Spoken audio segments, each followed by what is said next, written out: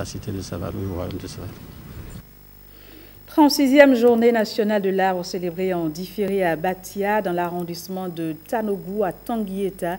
Il s'agit d'une activité de reboisement de l'ONG African Parks menée au niveau de la réserve périphérique du parc national de la Pendjari. Ronald Robinson et jusqu'à Apovi nous en disent davantage. Soucieuse de la restauration des ressources en danger, African Parks revitalise à Batia une zone périphérique au parc Pendjari.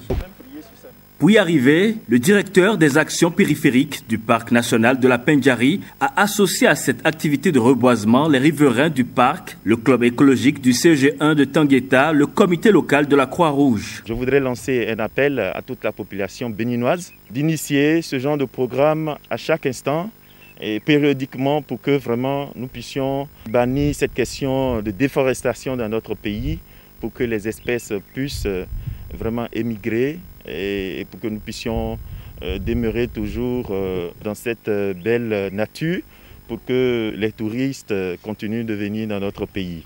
Alors de façon précise, cette activité que nous menons, c'est pour pouvoir permettre à ce que les riverains autour du parc puissent avoir des espèces spécifiques pour leur suivi et tout le reste. Donc nous en appelons aussi leur aide à pouvoir réellement contribuer au suivi de ces plans-là pour que vraiment cela devienne de grands arbres pour leur bien-être. Pour ne pas dénaturer cette zone périphérique au parc, environ 5000 plants aux essences savamment choisies sont prévus pour enrichir un espace de 10 hectares pour le compte du reboisement de 2020.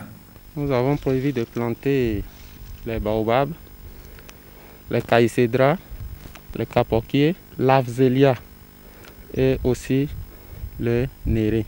C'est des plants endogènes qui répondent correctement à l'environnement d'ici. Le comité local de Tanguieta de l'organisation humanitaire La Croix-Rouge s'est joint avec enthousiasme à cette initiative qu'elle trouve vitale. Il faut vivre pour pouvoir mener d'autres actions, pour pouvoir avoir une mission.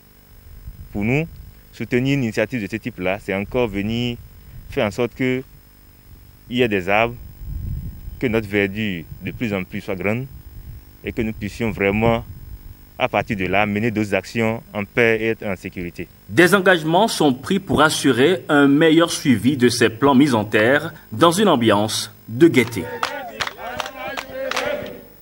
Aujourd'hui, 12 juin 2020, la communauté internationale célèbre la 18e édition de la journée de lutte contre le travail des enfants. L'événement est placé cette année